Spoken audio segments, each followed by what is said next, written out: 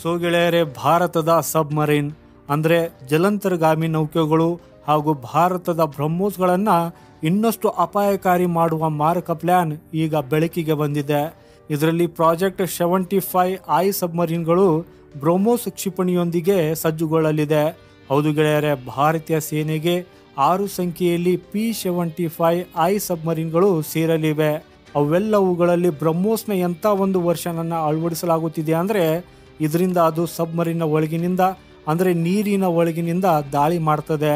ಹಾಗೂ ಈ ಬ್ರಹ್ಮೋಸ್ ಮಿಸೈಲ್ ದಾಳಿ ಮಾಡಿದರೆ ಅದು ಎಷ್ಟು ಮಾರಣಾಂತಿಕವಾಗಿದೆ ಅನ್ನೋದ್ರ ಬಗ್ಗೆ ನಾನು ನಿಮಗೆ ಹೇಳಬೇಕಾಗಿಲ್ಲ.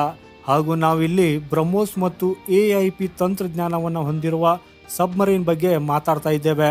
ಸೊ ಇಂದಿನ ಈ ವಿಡಿಯೋದಲ್ಲಿ ಭಾರತದ ಈ 2 ಶಸ್ತ್ರಾಸ್ತ್ರಗಳು ಸಮುದ್ರದಿಂದ ಒಟ್ಟಿಗೆ ದಾಳಿ ಮಾಡಿದಾಗ ಶತ್ರುಗಳಿಗೆ ಏನಾಗ್ತದೆ, ಜೊತೆಗೆ ಸಮುದ್ರದಲ್ಲಿ ಈ 2 ಆಯುಧದ ಹೆಚ್ಚಾಗುವ ಇದರ ಶಕ್ತಿಯ ಬಗ್ಗೆ ತಿಳಿದುಕೊಳ್ಳೋಣ.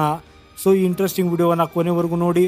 ಅದಕ್ಕಿಂತ ಮುಂಚೆ ಭಾರತದ ಈ ವಿಡಿಯೋನ ಲೈಕ್ ಮಾಡಿ ಮತ್ತು ಕಾಮೆಂಟ್ ಬಾಕ್ಸಲ್ಲಿ ಜೈ ಹಿಂದ್ ಅಂತ ಬರೆಯಿರಿ.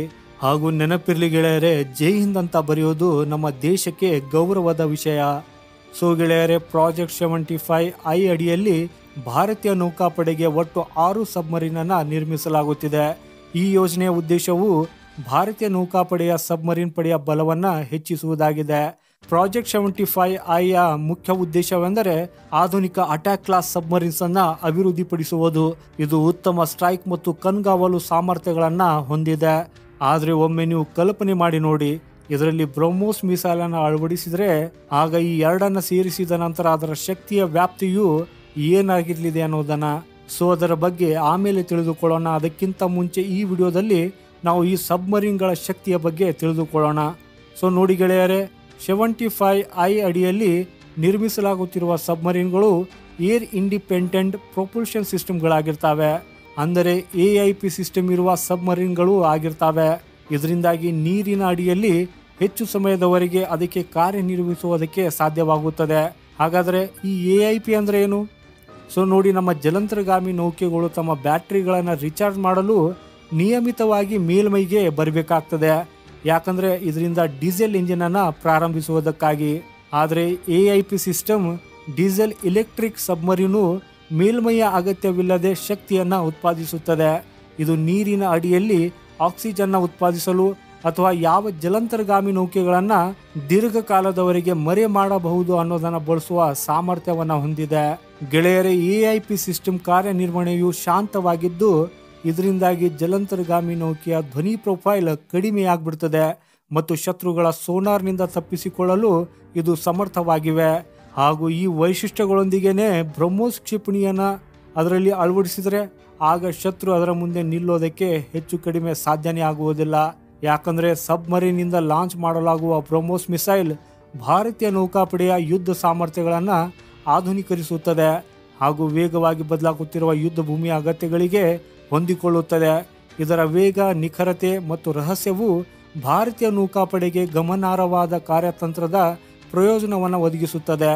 ಹೀಗ್ಯಾಕಂದರೆ ಇದರ ವೇಗ ಸುಮಾರು 2.8 ಮ್ಯಾಕ್, ಅಂದರೆ ನಾವು ಗಂಟೆಗೆ 3450 ಕಿಲೋಮೀಟರ್ ಆಗಿರುವ ಬ್ರಹ್ಮೋಸ್ ಕ್ಷಿಪಣಿಯ ಬಗ್ಗೆ ಮಾತಾಡ್ತಾ ಇದ್ದೇವೆ.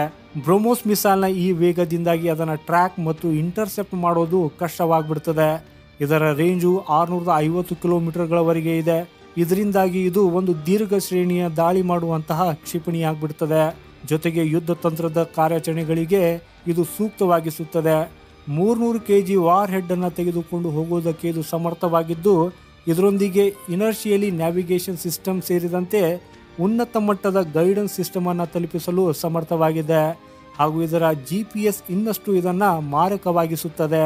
ಸೊ ಗೆಳೆಯರೆ, ಈಗ ಪ್ರಶ್ನೆ ಏನಂದರೆ, ಈ AIP ಹೊಂದಿರುವ ಸಬ್ಮರೀನಿಂದ ಭಾರತದಂತಹ ಮಾರಕ ಮಿಸೈಲನ್ನು ಹಾರಿಸಿದಾಗ ಆಗ ಶತ್ರುಗಳ ಸ್ಥಿತಿ ಏನಾಗಬಹುದು?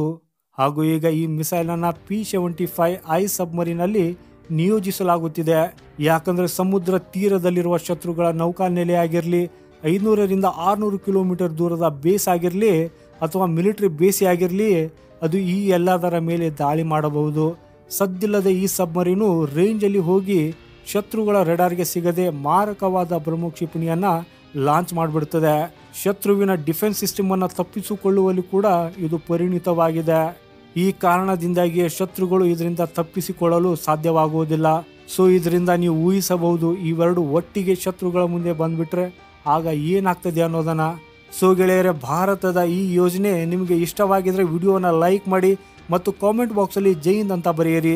ಇಲ್ಲಿಯವರೆಗೂ ಚಾನೆಲನ್ನು ಇನ್ನು ಯಾರು ಸಬ್ಸ್ಕ್ರೈಬ್ ಮಾಡಿಲ್ಲ, ಚಾನೆಲನ್ನು ಸಬ್ಸ್ಕ್ರೈಬ್ ಮಾಡಿ, ಜೊತೆಗೆ ಬೆಲ್ ಐಕಾನ್ ಮೇಲೆ ಕ್ಲಿಕ್ ಮಾಡೋದನ್ನು ಮರೆಯದಿರಿ. ವಂದೇ ಮಾತರಂ, ಭಾರತ್ ಮಾತಾ ಕಿ ಜೈ.